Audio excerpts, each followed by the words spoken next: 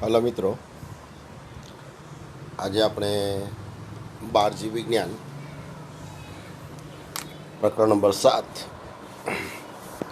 એમાં હાર્ડી અને વેઇનબર્ગ એનો સિદ્ધાંત આપણે બીજગણતરી સૂત્ર મુજબ સમજીશું. બીજગણિતીય સૂત્ર એટલે આપણે 10મા ધોરણની અંદર એક સૂત્ર શીખી ગયા, a વત્તા બીનો વર્ગ. a વત્તા બીનો વર્ગ બરાબર એનો વર્ગ વત્તા ટ્વાઇસ એ બી વત્તા બીનો વર્ગ. આ સૂત્રનો ઉપયોગ કરીને આપણે હાર્ડી અને વેઇનબર્ગ એના સિદ્ધાંતથી સમજૂતી જોઈશું. આપણે આગળ આપણે જોઈએ કે મેન્ડલે કહ્યું છે કે કોઈ પણ લક્ષણ માટે જવાબદાર જે ઘટક છે એને મેન્ડલે કારકો તરીકે ઓળખાવેલા. અને મેન્ડલે કહ્યું હતું કે એક લક્ષણ માટેના બે વૈકલ્પિક કારકો અથવા વૈકલ્પિક સ્વરૂપો હોય છે. એક લક્ષણ માટેના બે વૈકલ્પિક કારકો અથવા વૈકલ્પિક સ્વરૂપો. તો આ રીતે હાર્ડી વેઇનબર્ગે કહ્યું કે વસ્તીમાં જનીનના વૈકલ્પિક સ્વરૂપો અથવા જનીન સ્થાનની આવૃત્તિ શોધી શકાય છે. મોટે ભાગે આ આવૃત્તિઓ સ્થાયી હોય છે અને પેઢીઓ સુધી એ સતત જળવાઈ રહે છે.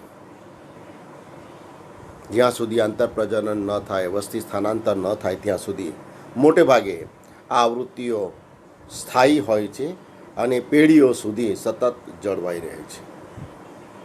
તો આમ હાર્ડી અને વેઇનબર્ગ સિદ્ધાંત દર્શાવે છે કે વસ્તીમાં વૈકલ્પિક કારકોની આવૃત્તિ સ્થિર રહે છે અને પેઢી દર પેઢીએ જળવાઈ રહે છે. હવે જનીન પુલ અથવા જનીન સેતુ આપણે જોઈશું. વસ્તીમાં રહેલા જનીનો અને તેના વૈકલ્પિક કારકો એના સરવાળાને જનીન પુલ, જનીન સેતુ કહે છે અને તેને જનીન સમતુલન પણ કહે છે. વસ્તીમાં રહેલા કુલ જનીનો અને તેના વૈકલ્પિક કારકો આ કોઈ પણ વસ્તીમાં અચળ રહે છે. હવે દાખલા તરીકે આપણે લઈએ એક વૈકલ્પિક કારક.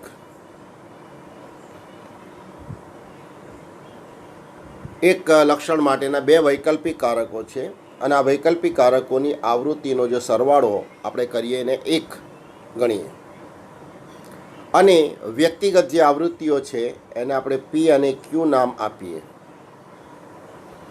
દાખલા તરીકે એક લક્ષણ માટેના બે વૈકલ્પિક કારકો છે, એક કેપિટલ એ અને એક સ્મોલ એ. તો આ વૈકલ્પિક કારક આપણે કેપિટલ એ અને સ્મોલ એ આવૃત્તિ ધરાવે છે એમ કહીશું આપણે.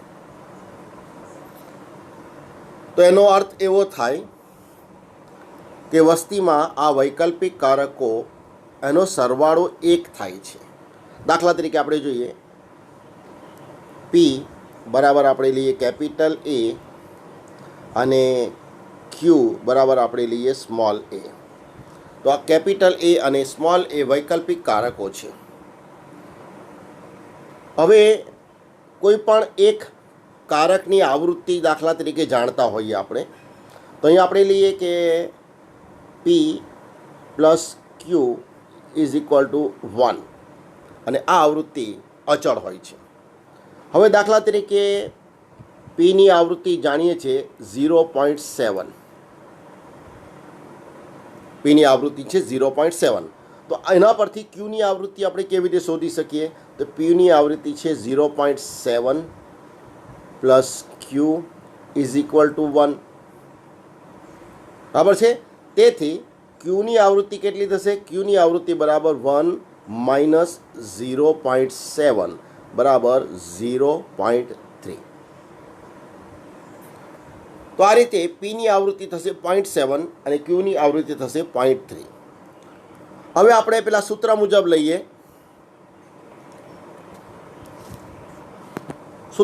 લઈએ. તો પી પ્લસ ક્યુ એનો વર્ગ બરાબર પીનો વર્ગ વત્તા 2PQ વત્તા ક્યુનો વર્ગ. તો તો અહીંયા પીની આવૃત્તિ આપણને મળી છે 0.7, એટલે 0.7 ગુણ્યા 0.7 પણ લઈ શકીએ એનો વર્ગ, અથવા આપણે એમ કહી શકીએ કે પીનો વર્ગ બરાબર એ અને એ લઈ શકીએ. એ જ રીતે પી ક્યુ એટલે આપણે એ અને એ લઈ શકીએ, અને ક્યુનો વર્ગ બરાબર આપણે સ્મોલ એ ગુણ્યા સ્મોલ એ લઈ શકીએ. તો આ આપણે આવૃત્તિ આપણે લઈ શકીએ અહીંયા. હવે સૂત્ર પ્રમાણે આપણે લઈએ તો પીનો વર્ગ એટલે 0.7નો વર્ગ વત્તા ટ્વાઇસ પી ક્યુ, તો 2 ગુણ્યા 0.7 ગુણ્યા 0.3 વત્તા ક્યુનો વર્ગ તો વત્તા 0.3નો વર્ગ લઈ શકીએ અહીંયા. તો પી સ્ક્વેર બરાબર થશે 0.7749 એટલે 0.49. ટ્વાઇસ પી ક્યુ થશે એટલે મિશ્ર, તો 7 તારી 21 × 42 એટલે 0.42 અને વત્તા 0.09. તો આ રીતે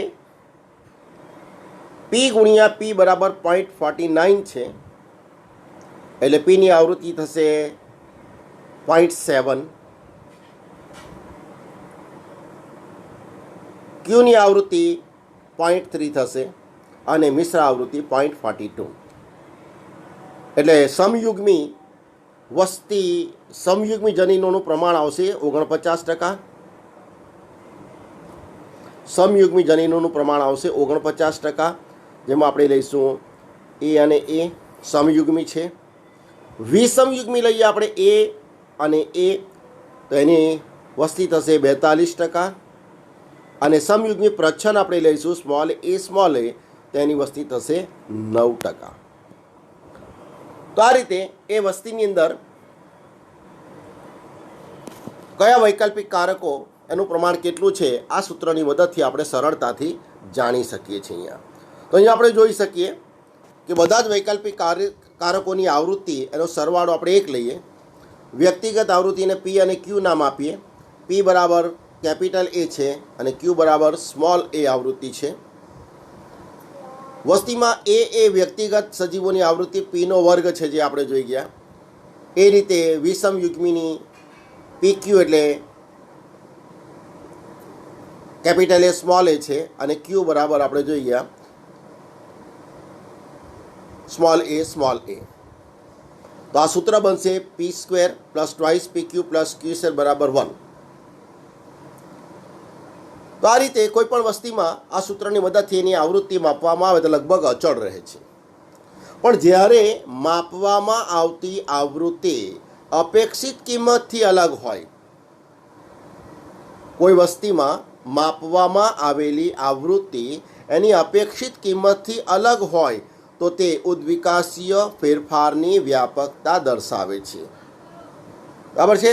તો આનું અર્થઘટન એ રીતે થાય કે હાર્ડી-વેઇનબર્ગ સમતુલામાં ખલેલ એટલે કે વસ્તીમાં વૈકલ્પિક કારકોની આવૃત્તિમાં ફેરફાર કે જેના પરિણામ સ્વરૂપ ઉદ્વિકાસની ઘટના બને છે. તો આ રીતે હાર્ડી-વેઇનબર્ગ એણે આ સૂત્રની મદદથી સમજાવ્યું કોઈ પણ વસ્તીમાં વૈકલ્પિક કારકોની આવૃત્તિ અને તેની ટકાવારી સરળતાથી શોધી શકાય છે. જો કોઈ વસ્તીમાં માપવામાં આવતી આવૃત્તિ આની અપેક્ષિત કિંમત એનાથી અલગ હોય તો એ ઉદ્વિકાસની ફેરફાર થયાનું સૂચવે છે. તો આપણે જોઈએ કે હાર્ડી-વેઇનબર્ગ સમતુલામાં ખલેલ એટલે વસ્તીમાં વૈકલ્પિક કારકોની આવૃત્તિમાં ફેરફાર અને એને પરિણામે ઉદ્વિકાસની પ્રક્રિયા થાય છે. તો આ થઈ ગયો હાર્ડી અને વેઇનબર્ગનો સિદ્ધાંત. હવે આપણે લઈએ હાર્ડી અને વેઇનબર્ગની સમતુલા એને અસર કરતા પરિબળો કયા કયા છે. તો હાર્ડી અને વેઇનબર્ગ એની સમતુલાને અસર કરતા પરિબળોની સંખ્યા છે 5. જનીન પ્રવાહ, જનીન સ્થળાંતર, જનીન વિચલન, વિકૃતિ, જનીનિક પુનઃસંયોજન અને પ્રાકૃતિક પસંદગી. જ્યારે વસ્તીના કોઈ પણ ભાગમાં અન્ય ભાગની વસ્તીમાં સ્થળાંતર થાય,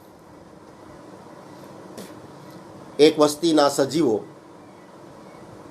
અથવા એમાંના કેટલાક સજીવો પોતાની વસ્તીમાંથી સ્થળાંતર કરીને અન્ય વસ્તીમાં જાય છે, તો ત્યારે ત્યાં મૂળભૂત અને નવી વસ્તીની જનીન આવૃત્તિમાં ફેરફાર પામે છે. એનું કારણ કે આ જે નવા ઉમેરાયેલા જે જનીનો છે, વૈકલ્પિક કારકો છે, એ નવી વસ્તીમાં ઉમેરાય છે અને જૂની વસ્તીમાંથી એ દૂર થાય છે. કોઈ નવી વસ્તીમાં ઉમેરાય તો ત્યાં વૈકલ્પિક કારકોની જે ટકાવારી છે એમાં ફેરફાર કરે, જૂની વસ્તીમાંથી દૂર થાય એટલે ત્યાં પણ વૈકલ્પિક કારકોની ટકાવારીમાં ફેરફાર થાય. આને આપણે કહીશું જનીન સ્થળાંતર. એક વસ્તીના જનીનો બીજી વસ્તીમાં સ્થળાંતર થાય અને ત્યાં ઉમેરાય એટલે ત્યાંની વસ્તીમાં જનીન આવૃત્તિમાં એ ફેરફાર કરે. તો આ રીતે જનીન સ્થળાંતર વારંવાર થતું હોય તો એને જનીન પ્રવાહ તરીકે ઓળખવામાં આવે છે.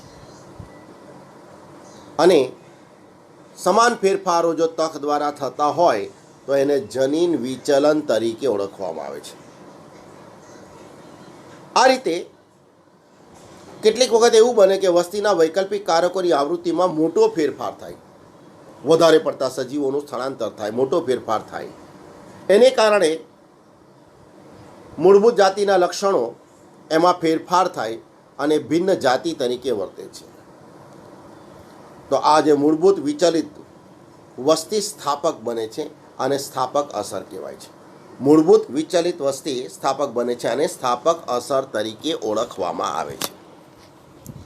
વસ્તીની વૈકલ્પિક કારકોની આવૃત્તિમાં મોટો ફેરફાર થાય ત્યારે ત્યાં ભિન્ન જાતિ તરીકે વસ્તી એના સજીવો ભિન્ન જાતિ તરીકે વર્તે છે. આ રીતે મૂળભૂત જે વિચલિત વસ્તી છે અને વસ્તી સ્થાપક તરીકે ઓળખવામાં આવે છે અને સ્થાપક અસર તરીકે ઓળખવામાં આવે છે. તો અસર કરતા જે પરિબળો થઈ ગયા, જનીન પ્રવાહ અથવા જનીન સ્થળાંતર, જનીન વિચલન, વિકૃતિ, જનીનિક પુનઃસંયોજન અને પ્રાકૃતિક પસંદગી. તો કેટલા પરિબળો છે એ પણ પૂછાશે. અસર કરતા 5 પરિબળો છે અને 5 પરિબળો કયા, તો એમાંથી કયા પરિબળનો સમાવેશ એમાં થતો નથી એ રીતે પણ એમાં પ્રશ્ન પૂછાય છે. ખ્યાલ આવી ગયો? તો આ થઈ ગયો હાર્ડી અને વેઇનબર્ગ એની સમતુલાને અસર કરતા પરિબળો.